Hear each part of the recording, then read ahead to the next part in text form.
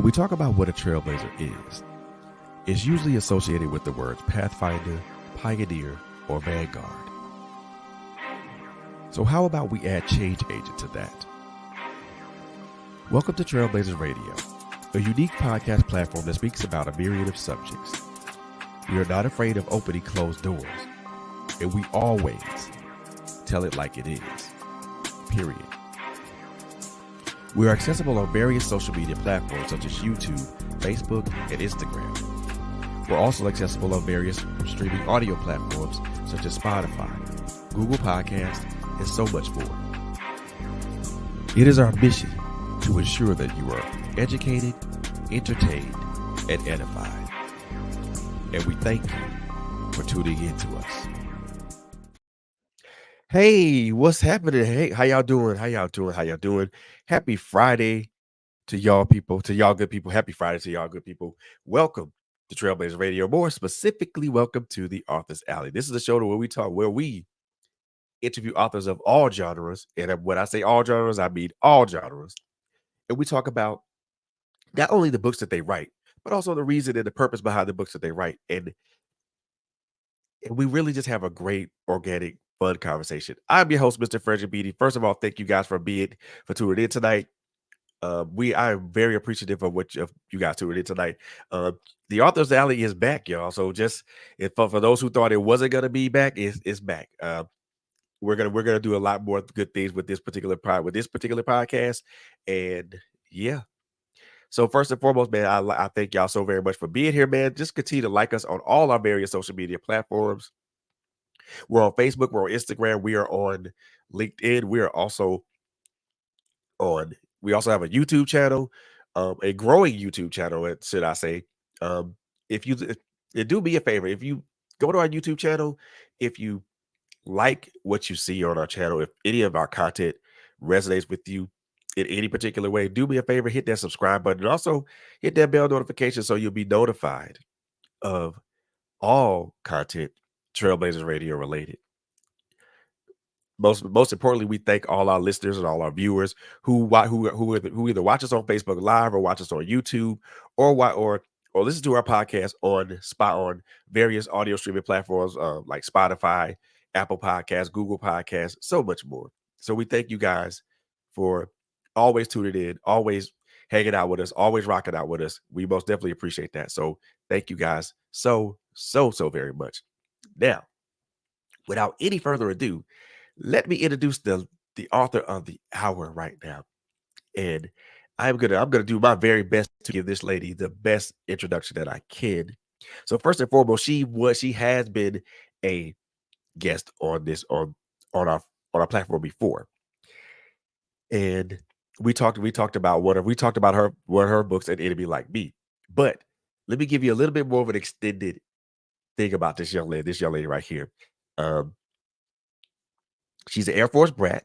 She graduated from UNC Greensboro, and she really started writing small business content and published 5 nonfiction self-help books. However, she published her debut novel, Sunflowers Beneath the Snow, debuted in 2022. This book won 12 awards, including finalists in the 2023 Feathered Quill Book Awards for Women's Fiction. First place in the Sepier Award for Historical Fiction, and the 2022 Bookshelf Award winner. Now her second novel, which published in 2023, An Enemy Like Me, which we talked about, winning 17 awards, including a finalist in the Hemingway CIBAs, a finalist for the NIEA in military fiction, first place Book Festival Awards Spring 2023 for historical fiction, and now we're going to talk about her latest novel, which is The Daughters of Green Mountain Gap. And we're going to talk about that, how this is what inspired her to write this, what it's about, and we're also going to talk about some of the themes that this book touches on and how these are important for us as human beings. So, without any further delay, let me introduce y'all to the author of the hour, Miss Terri Brown. Hey, Miss Terri, how are you? Hey, I'm fine. First and foremost, I want to thank you for calling me this young lady. Okay, so from this point on in the interview, you are golden because this 60-year-old does not mind being called a young lady. That's I love it. I love it. I love it. I love it. Young lady is who you are. Young lady is who you will be. Thank you so like I said, I might have to hire you to remind me of that on a weekly basis. So That's good. That's good. I love that. I love that. So let's jump into this thing a little bit, all man. right. First and foremost, I do want to let's talk about first of all, where did the inspiration come from for this latest novel? Okay, so let's just do a real quick. Daughters of Green Mountain Gap is a story that follows 3 generations of healers. And they're in the 1890s and they're the Appalachian Mountains of North Carolina. And so we see Maggie, who is the grandmother. She's a generational healer. This is her mother did it, her grandmother did it, and it just goes down the line. And she does the very traditional roots and herbs and what I call a little bit of mountain magic. Her daughter, Carrie Ann, also feels called to heal, but she chooses to go and get an actual nursing degree and comes back to her community and tries to bring modern medicine to her community. And then there's the clash between the two. And then Carrie Ann has a daughter, and Carrie Ann's daughter kind of looks at both of them, and it's like, both of you have good, but neither one of you are perfect because you both lose patience. And I don't know who I'm supposed to follow or what I'm supposed to do. And that's kind of like the setup of this story. Now, where I Wow. came up with the idea is crazy. Okay. Like I had a wart. I had a wart on my thumb. And that's where it all started. And I had gone to my primary care doctor just for a regular checkup. And while I was in the office, I said, "Hey, anyway, we can just go ahead and get this wart off in the office." And she said, "Oh, no, I would have to send you to a specialist." And I'm What? thinking, for a wart? So, of course, I just went to the CVS, grabbed myself one of those patches, and it was gone in a week. No big deal. So I was talking to my brother on the phone and I was complaining about the fact that these primary care doctors pretty much do nothing in the office anymore.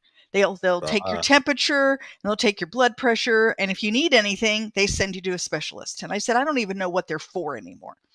And then I proceeded to tell him about my wart. And he says to me, "Why didn't you get somebody to talk it off?" I said, What? "What?" That exactly. I said, "What?" He said, "Yeah, I got a friend that talks off warts." Well, Yeah.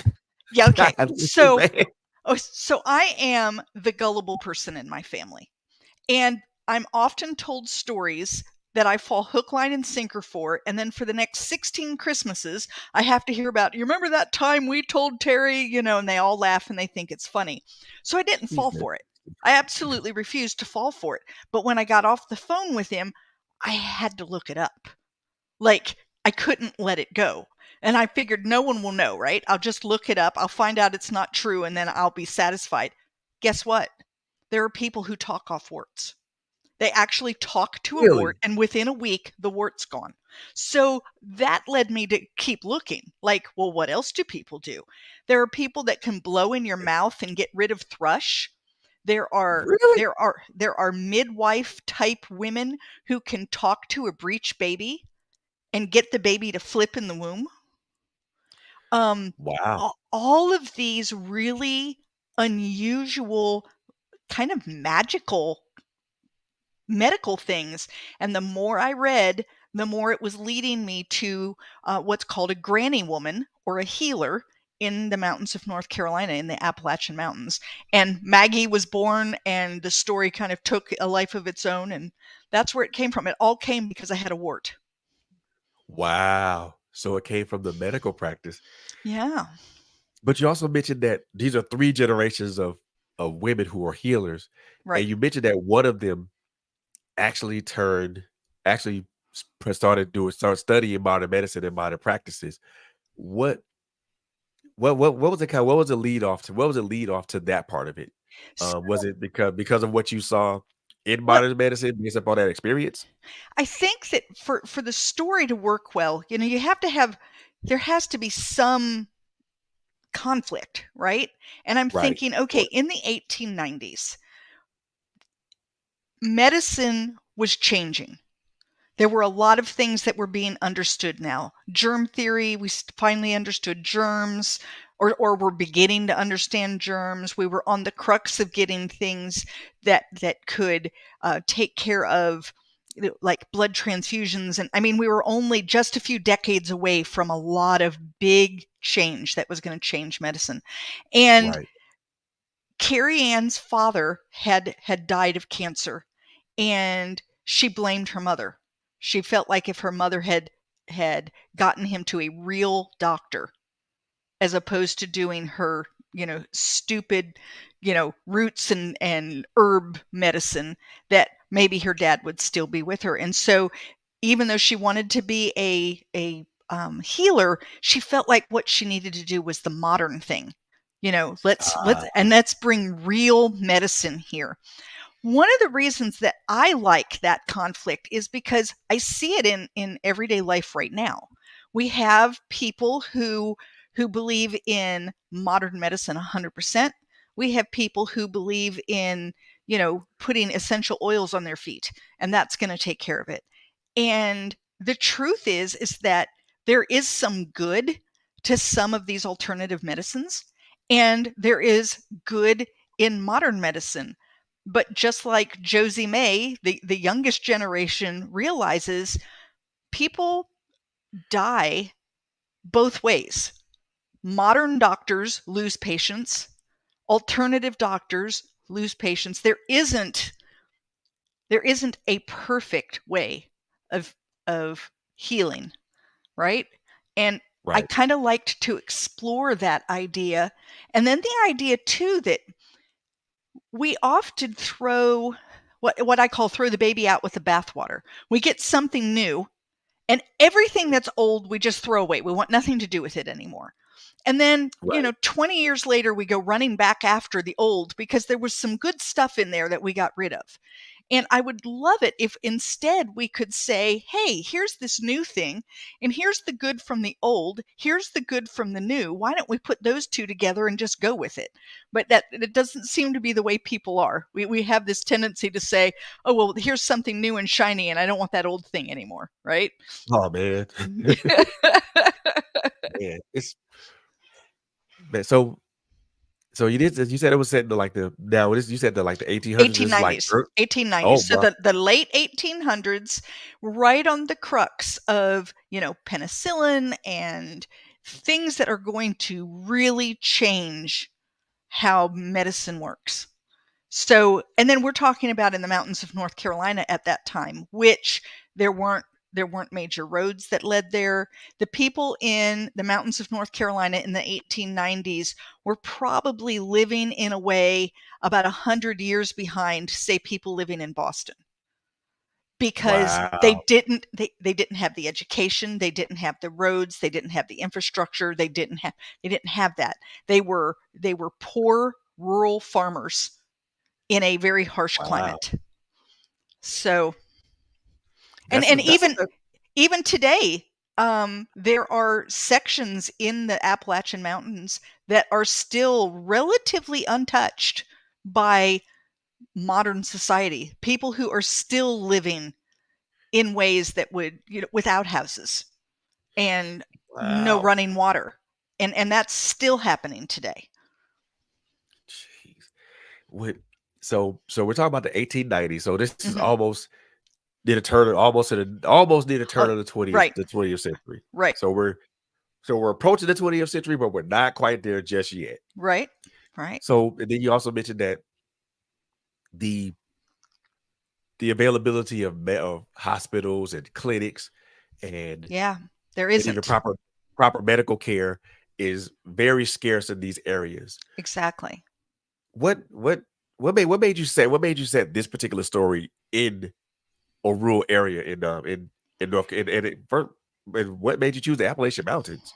I think that because when, as I was doing this research and came across the term granny woman, And a granny woman was this woman who not only knew herbs and roots, but there was a little bit of almost like witchcraft. Like I don't know how to describe it, but it's like a little bit of just I can chant and something will happen, you know? And Ah, I just liked that because it was significantly different than maybe a more modern way of doing things. And so it was going to give a really good contrast between the two. Plus, I loved the term granny woman. And so that made being in the Appalachian Mountains really great.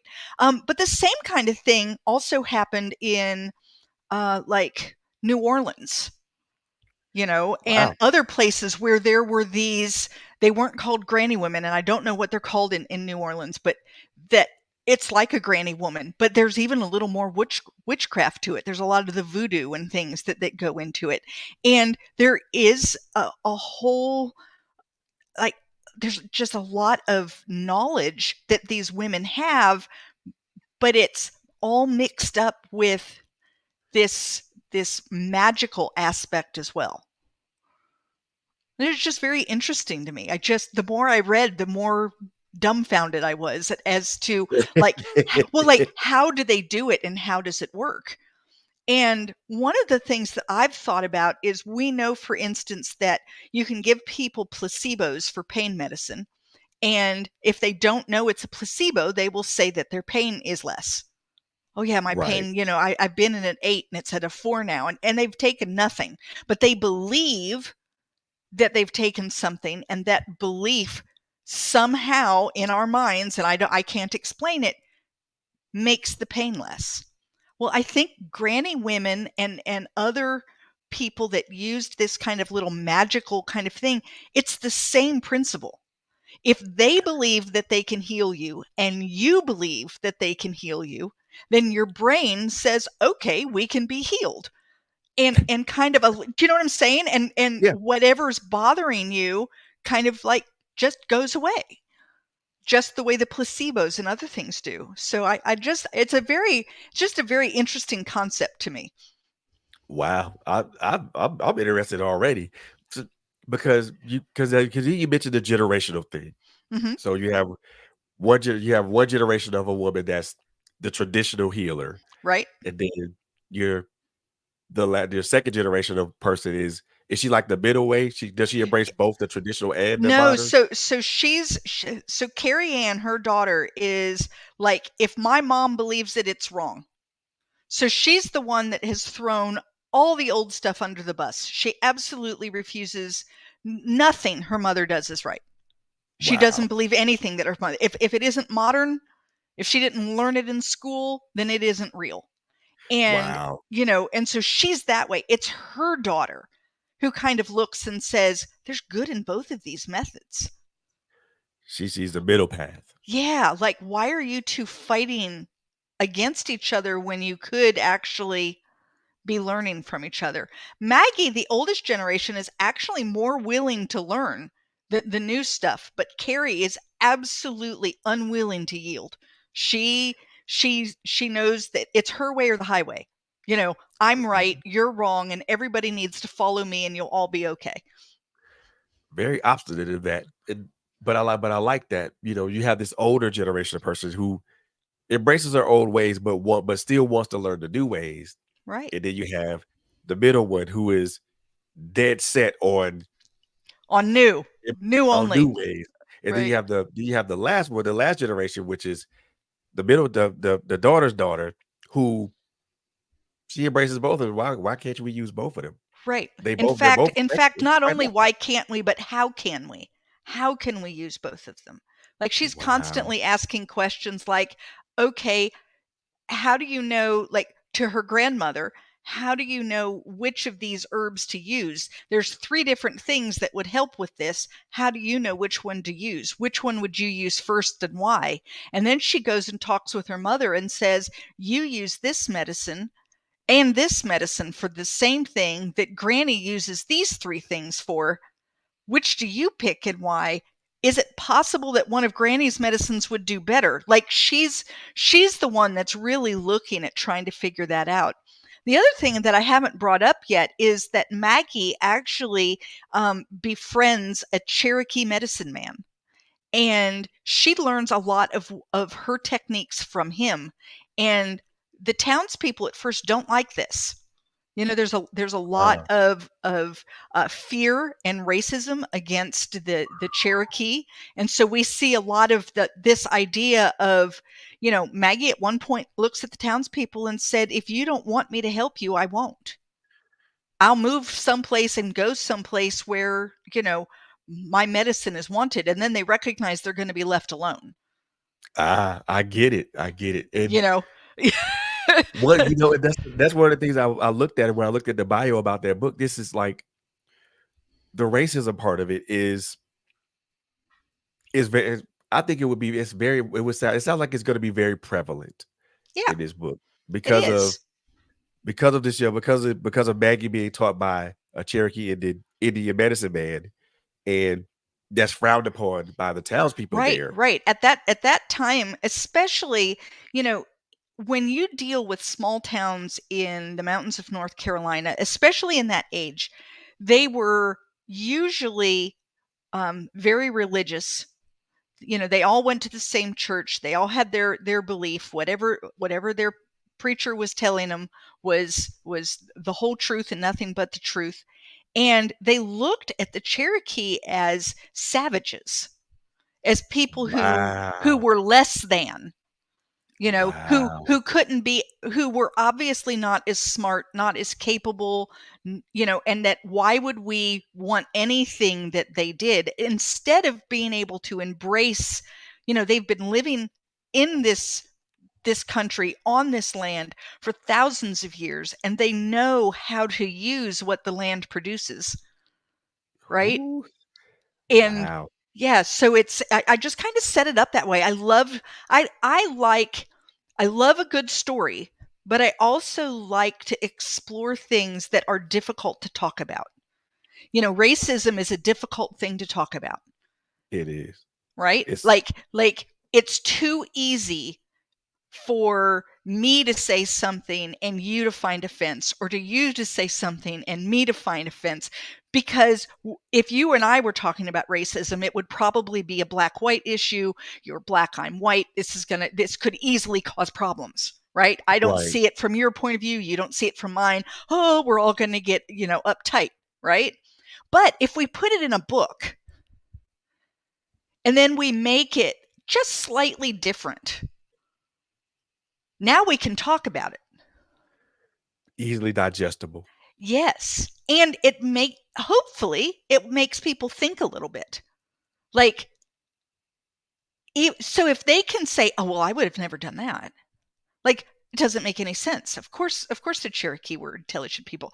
If they can say that, then maybe they'll start thinking about other places where maybe they do hold racism, and then they can pull that in as well and say, "Huh, I wonder if maybe I should." You know what I'm saying? It's Right. just it's just like on the edges of those things that are bothering our society today. And I like that. if you can be okay with this woman using Cherokee medicine, then why can't you be okay with, name something that's current, Right. right? I like that you have I like that you have your finger on the pulse of that because like you said earlier, like you said a minute ago, those conversations They're are tough. very difficult to have, They and are then they turn tough. into knockdown, drag out fest, and Right. Well, and that's what happens is that you know everyone has wherever they are when they start this conversation, where right, whatever their belief is.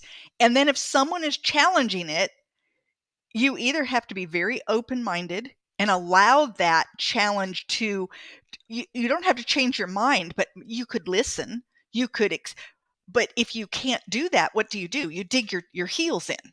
I am right. This is the truth. And what people don't recognize is the truth is, it's very subjective in so many ways, because my truth is my truth. What I've lived is what I've lived, but it right, doesn't negate what you've lived. exactly. You and I have lived two very different lives. We've lived different lives for a variety of reasons. You're a man, I'm a woman. You're black, I'm white. I don't know what your age is, but 51. okay, so you're younger than I am. So you came so there are things that maybe you haven't experienced that I have. There's you've been in you were in the service, right? Yep, Military? Navy. Okay, and Yep. I've not been, right? So you and I have seen life from very different perspectives, and therefore we're going to come at any discussion differently because of life experiences. And instead of digging in our heels and saying, oh, he's wrong, why can't we say, huh, I have never seen it that way before from my perspective. Tell me a little bit more.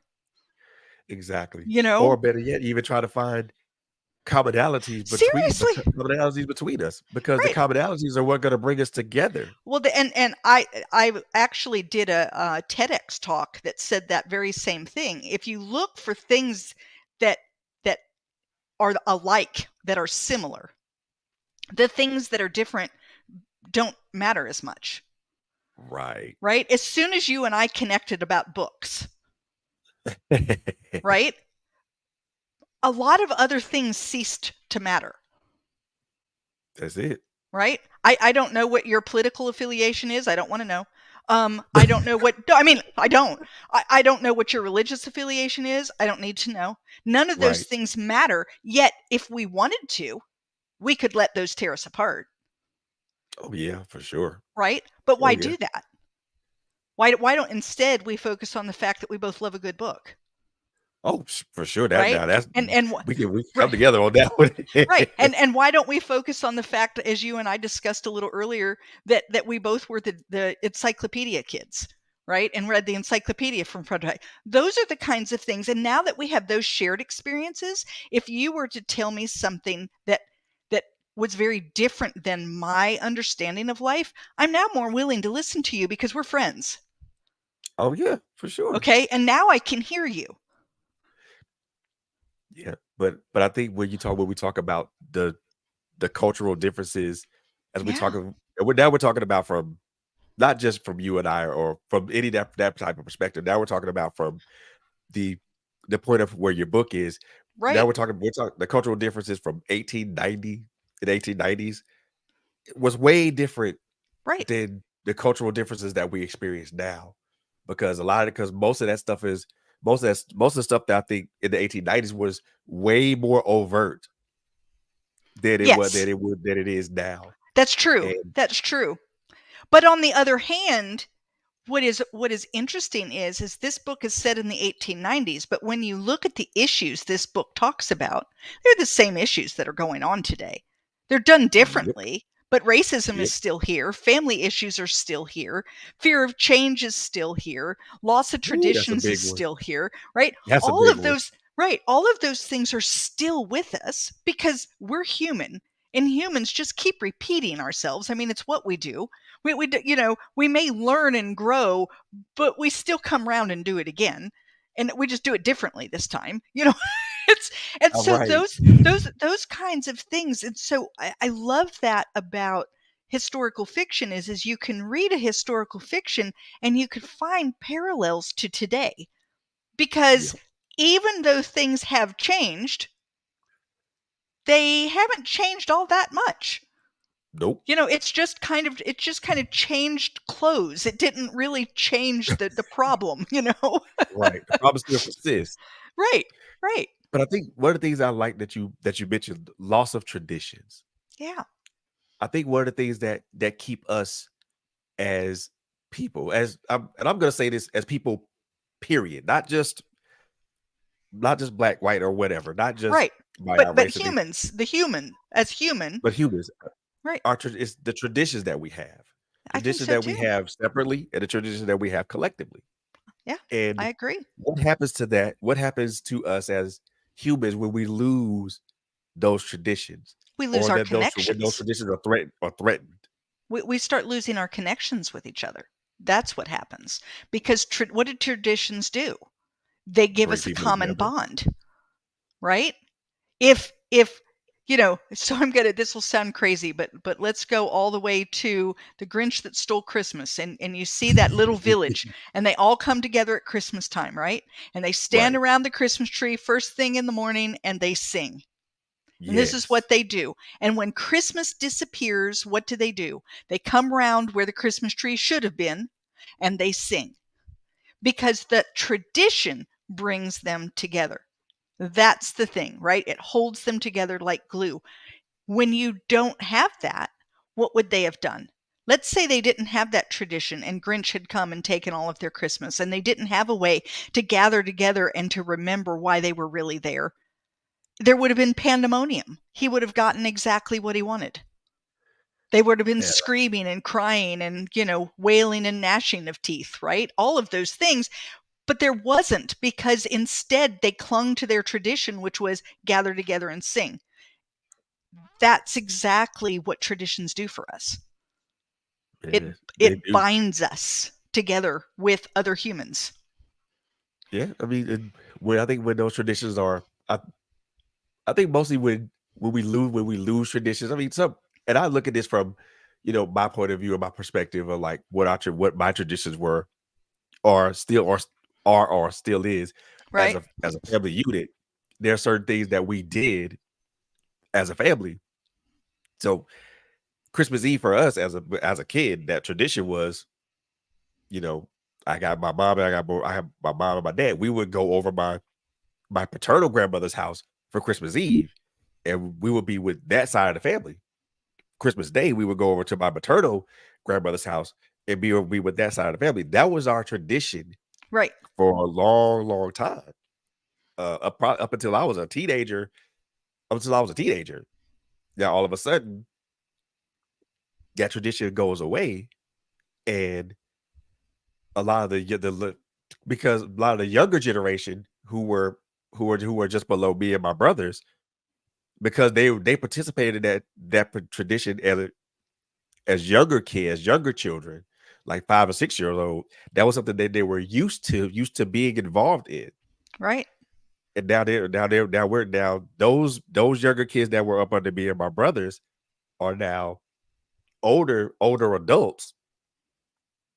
And then the thing of it, we always talk about these things. We always talk about these types of things, the things that we used to do when we Right. were younger, or when we were I think we were, I guess I can say we were a lot more when we didn't have to worry about the worries and the pressures of the world as kids. But I think for me, I think when we lose those traditions or they're threatened, like you said earlier, it does take away from who we are. And also we lose that commonality that brings us together. But I also think that when we lose traditions, I believe that it takes away a lot. It takes away from the history of who we are. Exactly, it And does. Absolutely, it does. And I think that's why, a lot of people who come to the United States and they hold on to their culture. And some people in the United States don't like it. Oh my gosh, why are they, if they want to be in the United States, then they should act like, they live in the United States. And it's like, can they not do both? Can they not be an American citizen and still treasure the traditions from their culture? Why can't they do that? What is the problem with that? Because it helps them remember their history, who they were, where they came from, what was given to them by grandparents and great grandparents and great great grandparents, and those kinds of things. So, I love the idea of bring your cultural traditions and be willing to make concessions. Like, okay, this is the way we used to do it in the old country, and now we're going to do something similar, but because we're here in the United States, we're going to change it up a little and we're going to do it this way, and we're going to do it with neighbors and invite them and allow them to experience part of what we, that kind of thing. I love the idea of being able to be who you are and still be open to the good of other people, to be able to say, hey, that's really cool, I'd love to learn more. how yeah, could i how could I use the good that you've got and bring it into what I do and what I know and what I believe and what I value. funny thing about that is that when we talk about that, the thing you just mentioned, is like because it. I guess this is how I see it. I'm of the same belief of you as you. Why can't we? Why can't you come here and still engage and enjoy the tradition that you had where you Right. were, and then at the same time embrace some of our traditions? I And don't and see the and issue. right, I I don't see don't the see issue the with that. issue. I think and that's one of the things that we see in this book is Maggie goes and she, participates in some ceremonial things with the Cherokee, and she doesn't believe the same things they believe. Their religions are different, their cultures are different, and she could just say, "No, I'm not interested. They don't believe what I believe." And instead she says, "How can I take the good that I see here and hang it on me, what Right, I know, what I believe? How can I do that? And wouldn't the world be a wonderful place if we could do that? If we could meet someone and instead of saying, 'You are different from me, I want nothing to do with you,' if I could right, say, 'Wow, you know what? We're different, but I see these good things here, and I would love to incorporate those in my life.'" I mean, wow. what a difference the world would be if we had that ability. It would be. It would be. And thinking about like this book that's out that's currently gonna be coming out now is the traditions that you're mentioning with these three women is one with the oldest one. She's holding on to those traditions as tightly as she can, Right? and then her daughter, the middle one, It's just thrown them out the door. throw them out the window just to shield them. Like we're not doing that. Right. And then the youngest one, she's embracing both the old Yeah. traditions, but also embracing the new stuff and try to meld them together. Right. And I think usually Why can't we take the best of what we see? exactly, exactly, And is it okay to take the best of what you see if some of that best is from another culture or from why not? I don't see the issue with that. Like when we talk about medicine, so many people talk about Eastern medicine and Western medicine, right? Why can't we blend that? Because there are a lot of Eastern medicine practices that are really fabulous. In fact, we're Right, starting to do them now. Things like meditation and yoga and mindfulness and all of those things are far more Eastern medicine, and they're good for us. right. But that doesn't mean that Western medicine is horrible. It's why can't we use both? Why can't we take a pill when we need to and meditate as well? Like why can't we do that? Why can't we use modern medicine and also have someone do acupuncture? Like, is there a reason that we can't do both? The funny thing that's aligned with traditions is that they kind of tend to issue like introduction to of new ideas and new thought processes and new things to it. I think that's one of the downfalls of tradition. As good as they are by keeping us connected to each other, connected to our roots, our familiar roots, they tend to be rigid as far as not introducing new concepts, especially when it's something that could be life changing or life altering. Right. That's how I look at it. Oh, yeah. Well, so I live in a community, and the number of times that I hear this sentence, "Well, we've always done it this way." And I think, what do you mean you've always done it this way? If your whole you go back and generations have always done it this way, you still wouldn't be using the wheel. At some point, people in your family changed, or you'd still be, you know, not having fire yet, right? And Right, this idea of it's just my way, whether you're right, embracing the new or the old, you're wrong. You need to be a little more open. You need to be able to say, okay, there's things that are different, and you know what? You don't even have to agree to listen, right.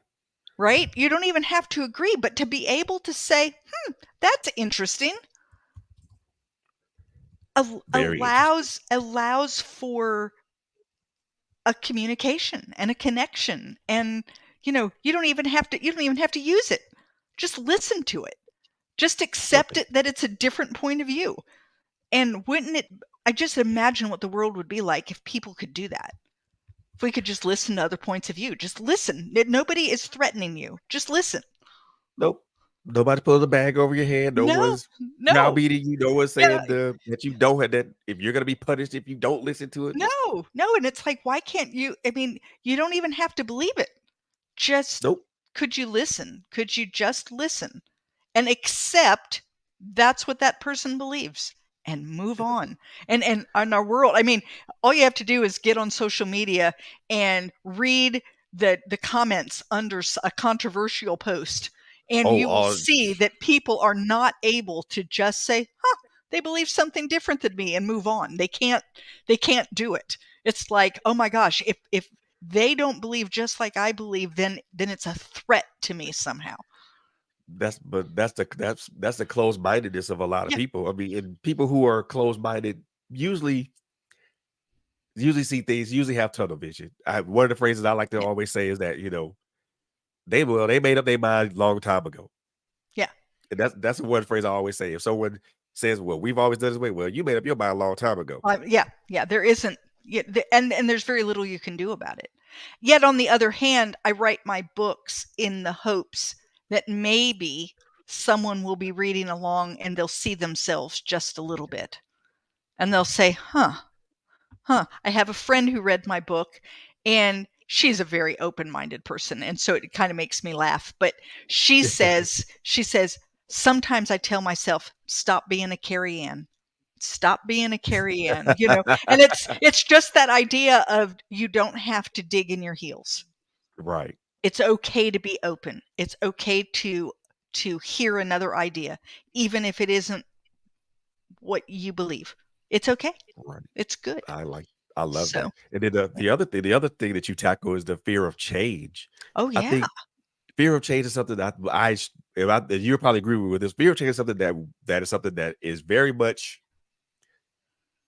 feared amongst us as human beings because Oh yeah. we don't like change. We don't like change. We don't like No. when things all of a sudden Well, are altered if you or look at it in you know years and years ago, generations ago, change often meant that you might not be safe, right? Because you did things a certain way and that was keeping you safe. So change equaled not feeling safe anymore. So we ah developed this, oh, we got to keep doing it the way we always know because we're comfortable, we're safe, everything's we don't have to worry here, right? I They got you. did this study. It was really cool where they put electrodes on people and they know what areas of the brain light up for fear. And they were talking with a group of people about changing some rules at work about how they were going to do certain things. And they're following the EEG patterns in these people's heads while they're talking about, and this is just changing the way we're going to do things here at work. And their fear centers were all lit up Wow. simply because the word change, we're going to change a few things. And all of those Wow. people now are all sitting there with their fear brain going, we're going to Oh wow. change, we're going to change, right? Like they're falling apart. And it allowed these researchers to recognize that change and fear they're right together. So it makes Right. sense. If someone says you have to change, well, the first thing you do is say, no, we can't do that. We can't, we can't do that. Right? Oh man. Are you rail against it? Yeah. Yeah. What are they trying to do? And Yeah. But I think but I'm not saying all change is good. I'm of just course it's not. saying that as humans, we generally don't like change. We No, get because comfortable in what we're doing and we want it to stay just like that. yeah, because we're in our we're in our if we're in that sense of comfortability, you're like, well, I don't want this to change. I've been doing this for Right. yay long since I was knee high, so since I was inch high private eye. I mean, why are we changing things now? Right. I mean, I When I've can been doing tell it you for that, this long. and I'm not I am the worst one I should be pointing a finger at myself. I don't like change. I don't like, do you know how much I hate it when one of my apps updates and they move everything and now I can't find a thing? Okay. I went into my Food Lion the other day and they had renovated in my Food Lion and moved where they kept. This has been 6 months ago. I still can't find the mayonnaise on the first try and it makes me crazy. Right. And I don't like change, but I recognize that I don't like it. And I'm willing to like take a step back and say, okay, just breathe through it.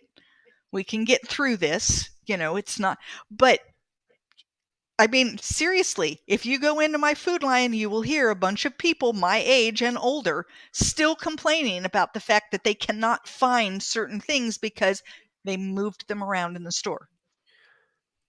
Yeah, And that's a familiarity. simple change. Yeah, Right? That's something that shouldn't cause any problem, and yet it like, it does. it sent the whole community into a tither. You Wow. I can't find the mayonnaise because Yeah, I y'all can't find, renovated this place. where are the Y'all, pickles? It's I'm gonna give this store a 1-star review because I can't find my mayonnaise. yeah, yeah, like you put your mayonnaise over next to the lettuce and the spinach. Why? Why is it there? It doesn't make sense, but there it sits, right? And But so I think that it's that idea of people don't like things to change, and I don't like things to change.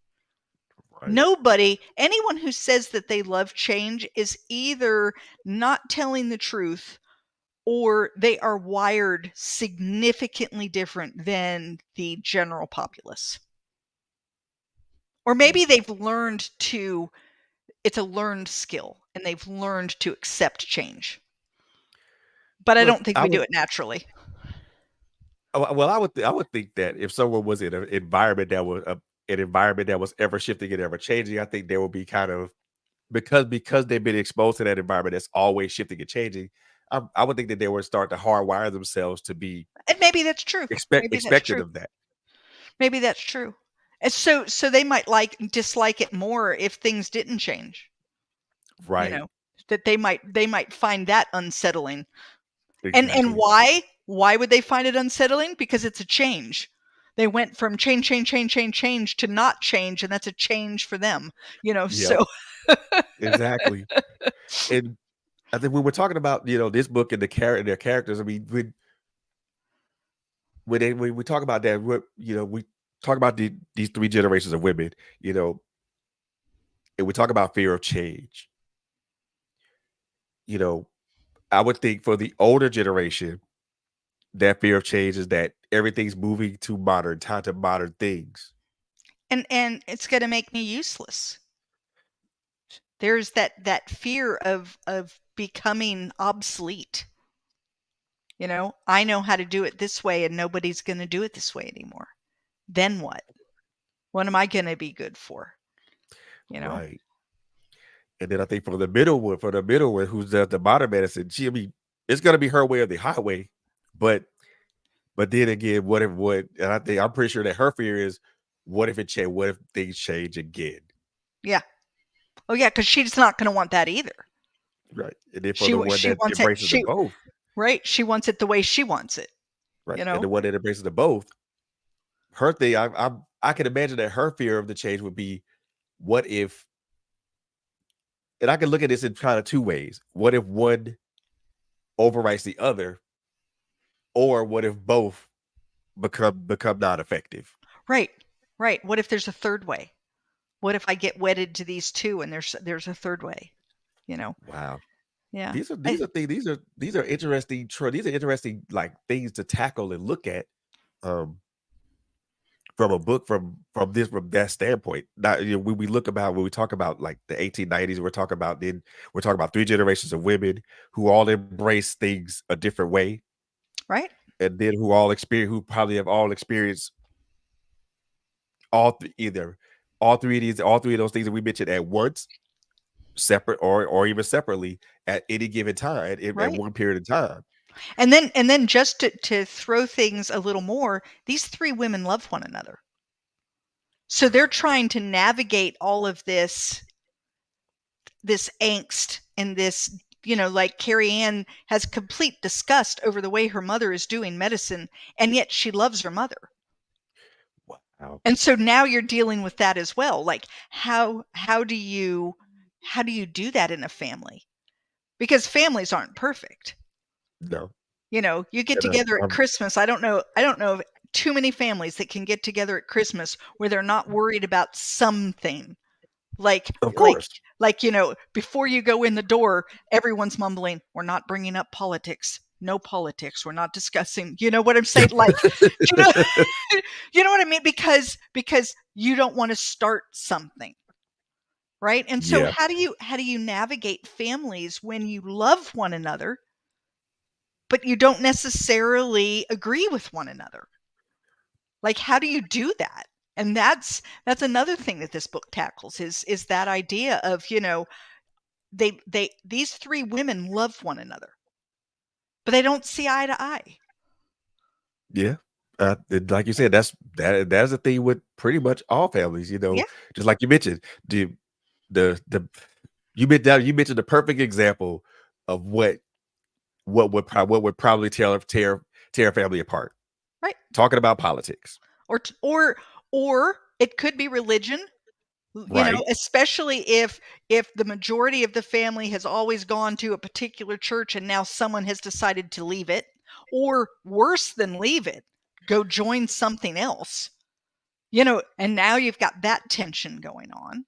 Or there's just so many things that people, it's like, we're not going to talk about that. Nope. This is not going to be a topic, right?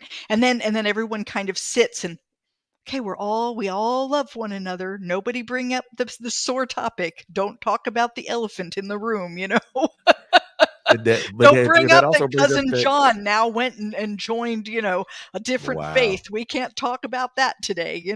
And so, yeah.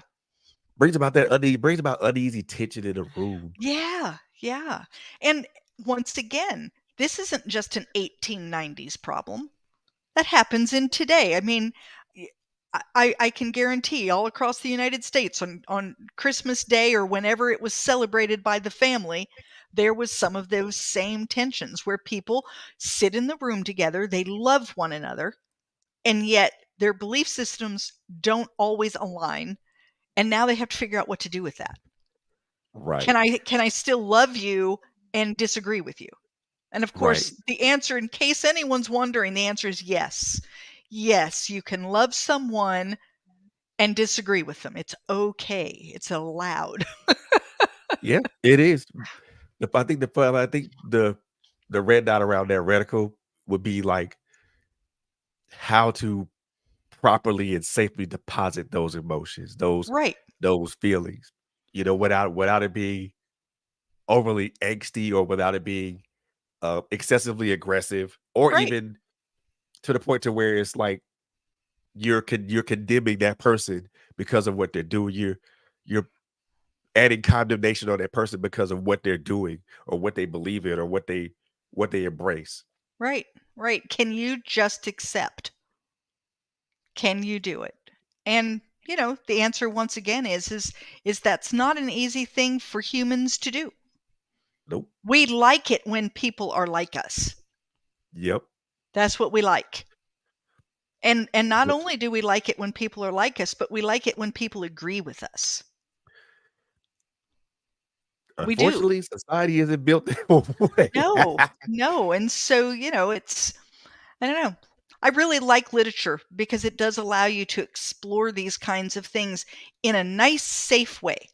Because you're reading Right. the book by yourself. It's not like you're reading it out loud and you have to explain it to all the people around you. And you're reading it to yourself, and then you can think about these things, and you don't even ever have to talk about it, but you can think about it, and you Right. you you can come to some conclusions in your head if you want to. It's a Yeah. it's a it's a nice, safe way to kind of look to get yourself thinking in that direction.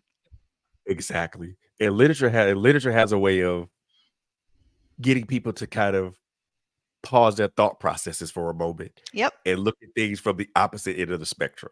Especially if the author is good enough that their characters are inviting. I know when I read, I often take on the characters. Like Right. I become them while I'm reading that book, and I tend to feel what that character is feeling. And if you can do that, if you can get in a book that way, you get to experience some things that maybe you wouldn't experience otherwise, or wouldn't Ex- allow yourself to, and it's done in a way where, oh, and now you can think about it. Oh, I'm reading a book right now that is it's called Red Clay Running Waters, and it is about the Cherokee being kicked out of Georgia, and back in the early 1800s. And it was, first of all, I didn't know the story, so I didn't know a lot of this history, and so I'm right. finding it to be very, like it makes me kind of hate my ancestors a little bit. Like, wow, what were we thinking, right?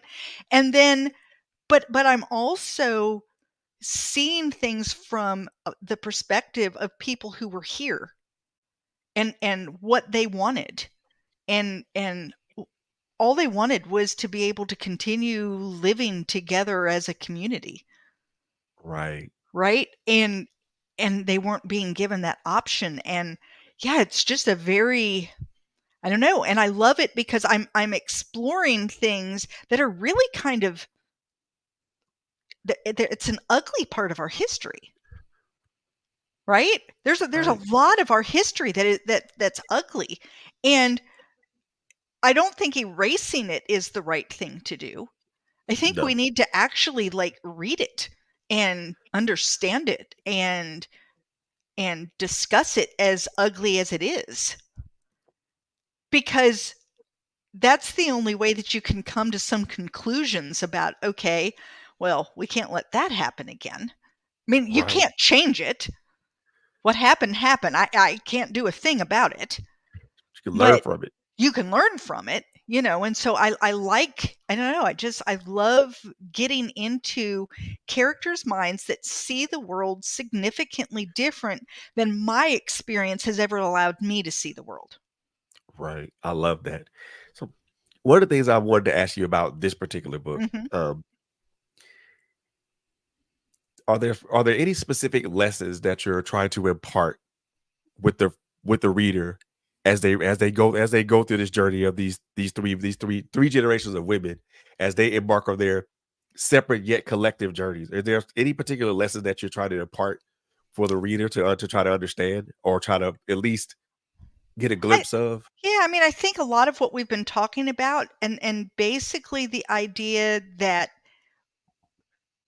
we don't have to not everyone has to be on the same page and agree 100%, and that we can find good,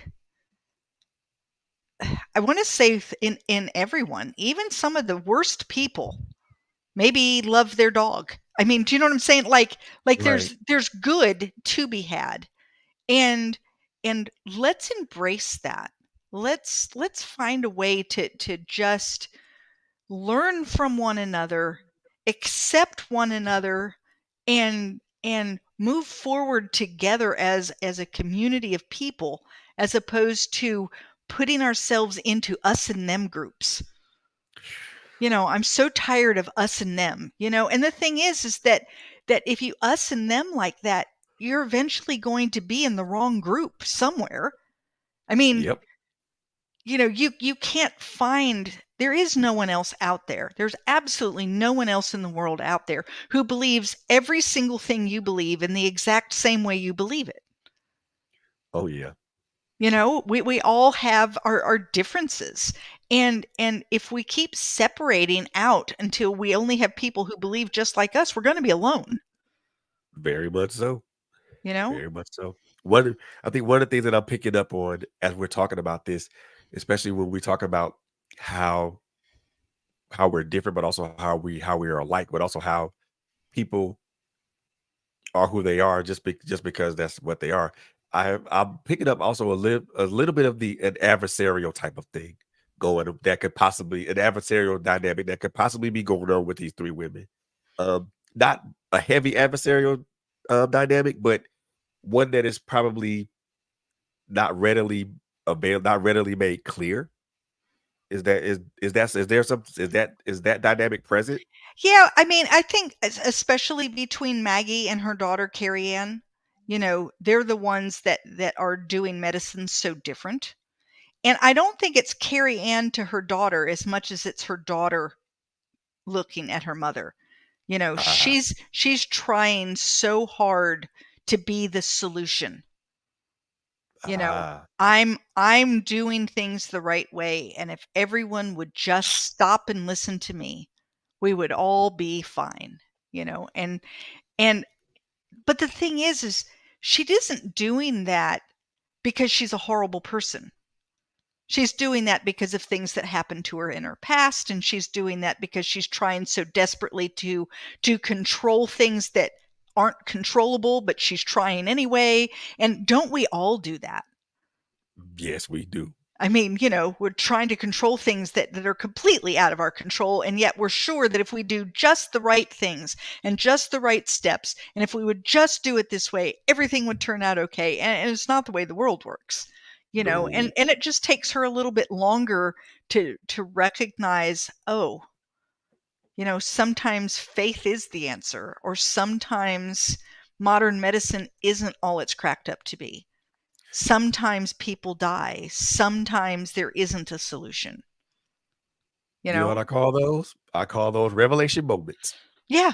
Yeah. It's when you kind of, or what people call them come to Jesus moments, Exactly. where you just kind of like, oh, yeah. And, This ain't working out. yeah. Yeah. And so I think for Carrie Ann, she does see her mom kind of as an adversary, this person that she's got to get her to stop doing it her way.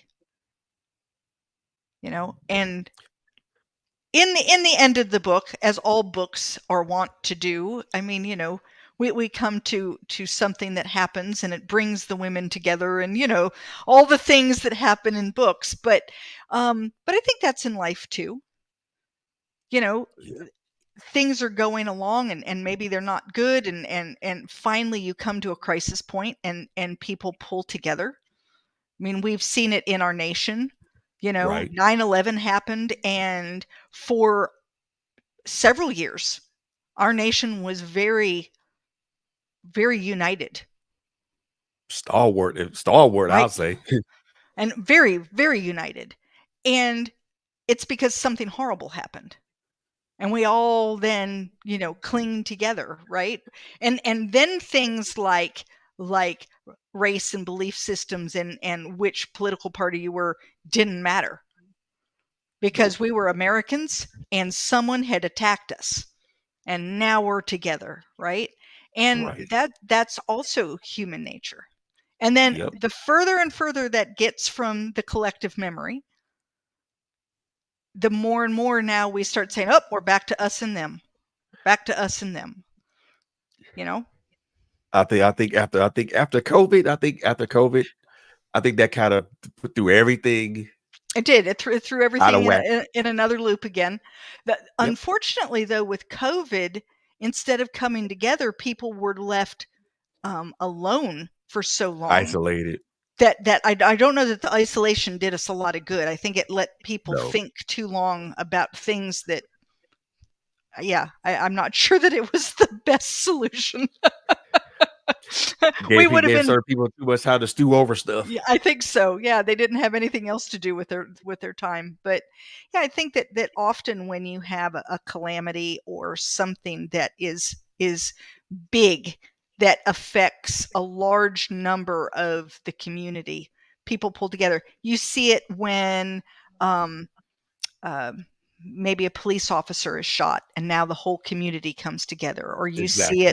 you see it when there's someone that everyone knows and loves in the community who gets cancer, and everyone pulls together and does fundraisers, and you see that kind of thing. And I think that's, and we see that in books. That's what happens in books. There's always some big collective something that happens that then pulls everyone and helps wind the book up in the end, right? And it allows Exactly. everyone to have that quote unquote happy ending. Yeah, yeah, and you know, it's a happy ending, but if you could continue on with the book, there's going to be more bumps because that's the way life is.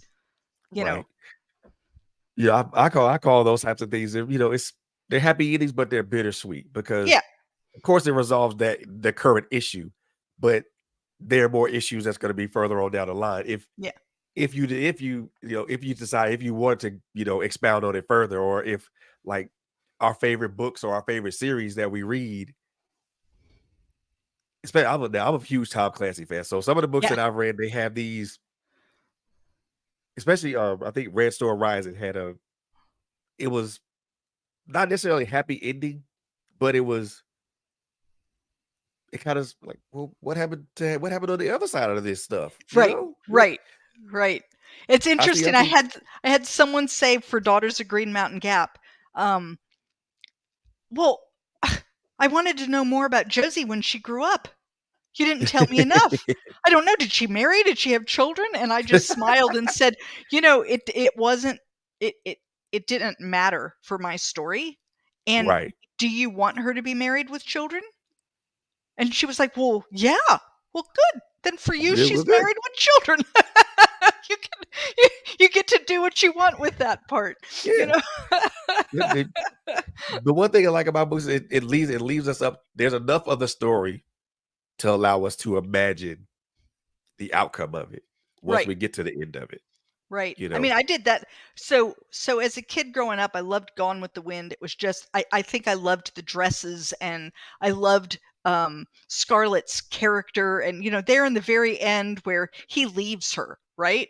Like, and she's left crying on the stairs, and then it's over. And it's like, "What? What?" that's it. They didn't get together. So in my mind, they've always gotten together again. She always goes after him. They finally realize that they love one another, and they live happily ever after. I know that's not what the book said, but that's how Terry ends it. In your mind, that's how it Yes. goes. Yes. It has to, Which is a because otherwise otherwise it was a waste of several hours watching that movie. That's right, right. That's my thought process too. If I read something or watching something, and it kind of ends like to what I yeah. would consider funny. Like, wait a minute. Wait a minute. Wait a So minute. If what everything happened? doesn't wrap up nice and neat, I'm like, "Whoa, whoa." Hold on. But you know what I've said now that I'm a writer, what I've said is, "Oh, they're going to do another one of these. This didn't wrap up because they're going to do a series. I know what they're doing here." Exactly.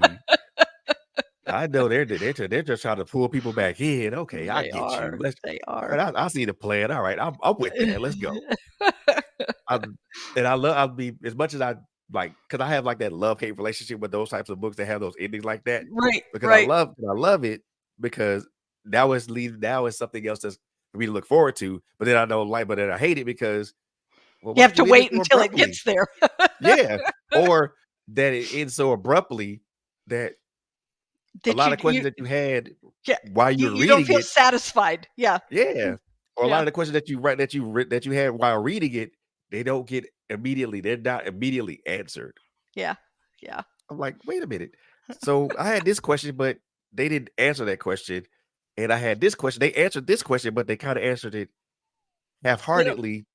yeah, in a But way that didn't really wrap it up. Yeah, like, right. what happened here? Yeah. Yeah, And then those and then it'd be times where I look at it like, you know what, I give up. yeah. Whatever the end it is, that's what the end it is, and I'll just leave it. I'll leave it at that. Not gonna even sit up here and try to wrap my head around it or try to figure it out. If it's quote unquote happily ever after, then that's what it is. If it's And not, that's what okay, it I'm is. fine with that. Right, I'm fine right. with that.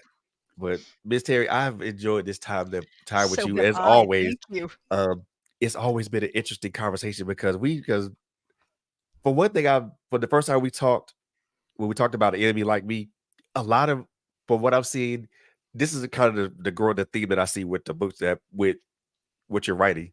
You you pick a subject and then you tackle certain themes.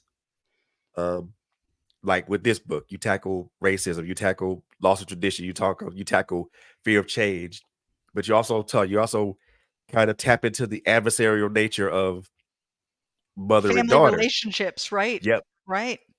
and I like the way that how you're tackling those things because it's something that we as human beings in 2024 still deal with. We Right. still have to deal with these things. And there is an adversarial nature of family members.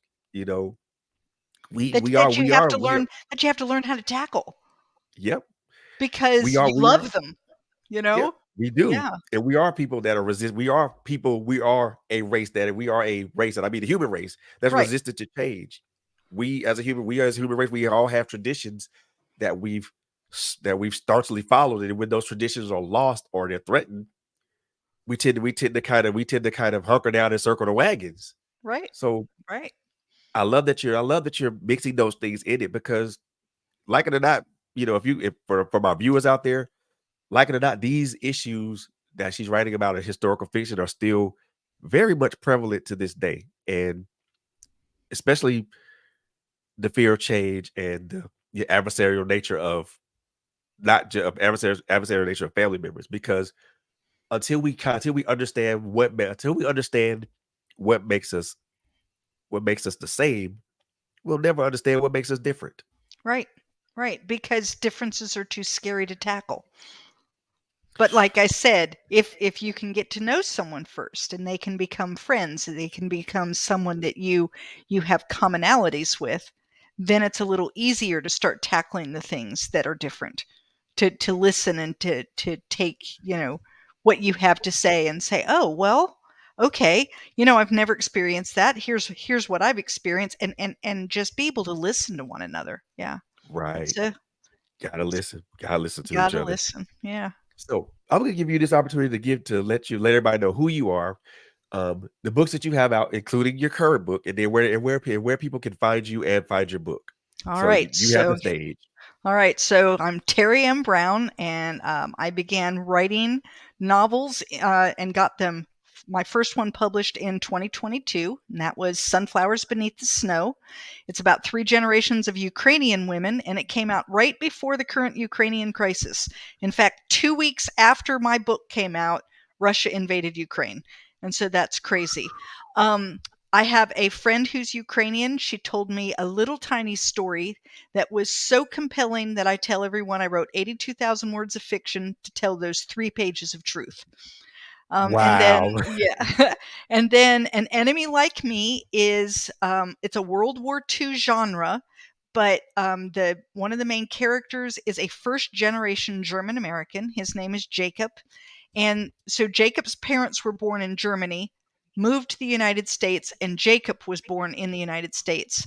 When World War II comes along and he decides he's going to fight in the war, he believes that he's going to fight the Japanese.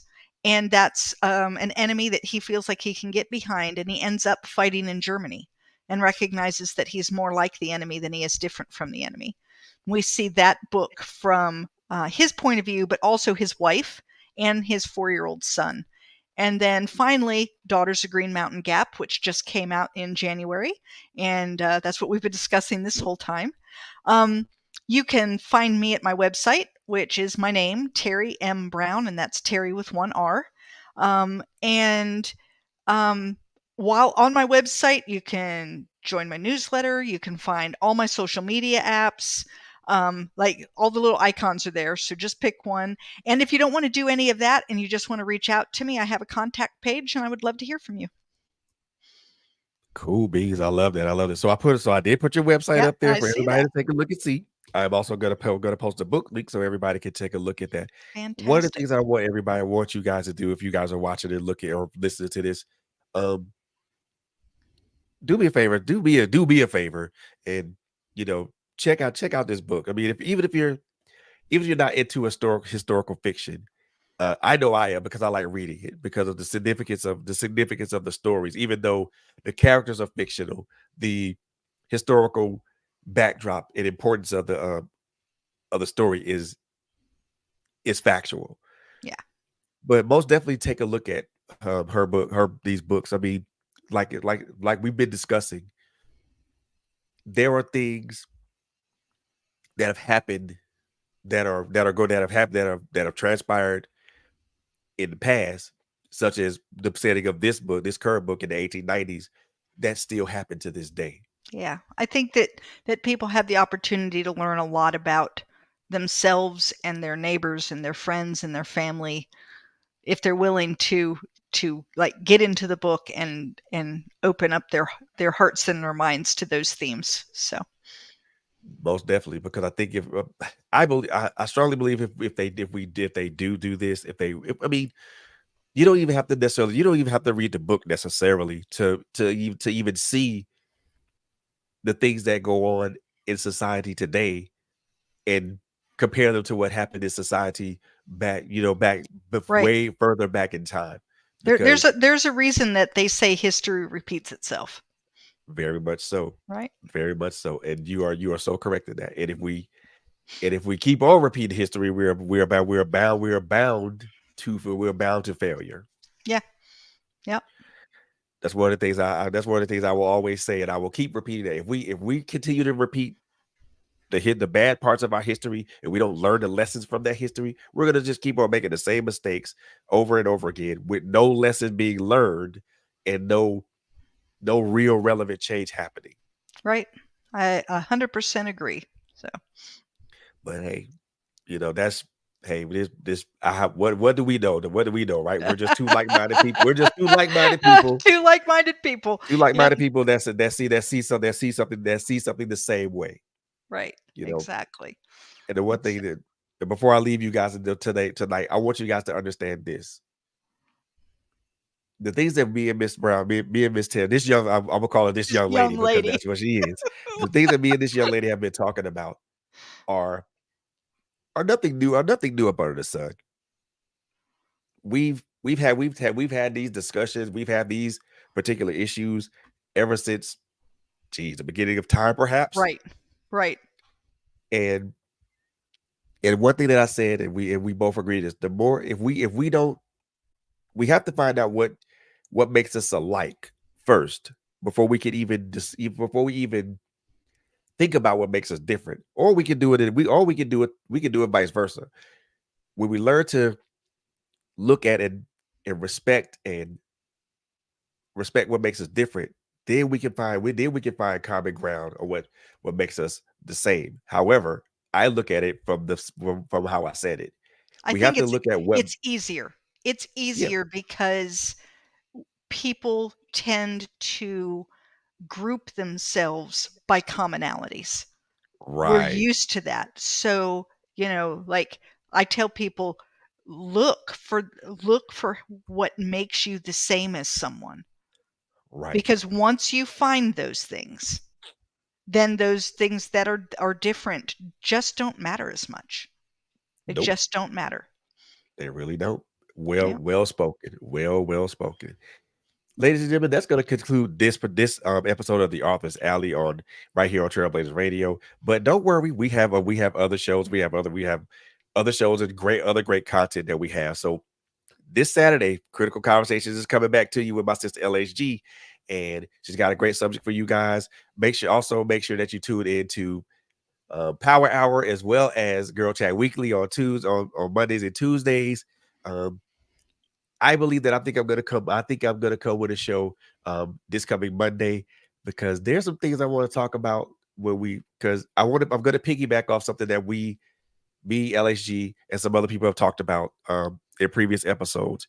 And this is gonna be something that's very candid, and I'm also gonna be very transparent. The subject matter is gonna be, the larger than life figure of my father and the values that he instilled upon us, but me as a son not while living up to those values and things of that nature. So it's gonna be some things that's gonna be really transparent, and I'm gonna put all that out there on display for you guys. But until that time, um, I want you guys to have a very, very great and safe weekend. If you are off on if you are off on Monday, which is President's Day, make sure you enjoy this 3-day weekend. But also, as I always do when I close out these shows, number one, y'all take care of each other. Number two, love on each other. And number three, it's a crazy world out here, y'all. So above all those things, please, y'all, please be safe out here, man. You guys drive safe. Make sure you arrive safe. Make sure that you guys are doing what you have to do to be safe out here. So we love y'all and we appreciate y'all and we thank y'all for tuning in. See y'all in the next one.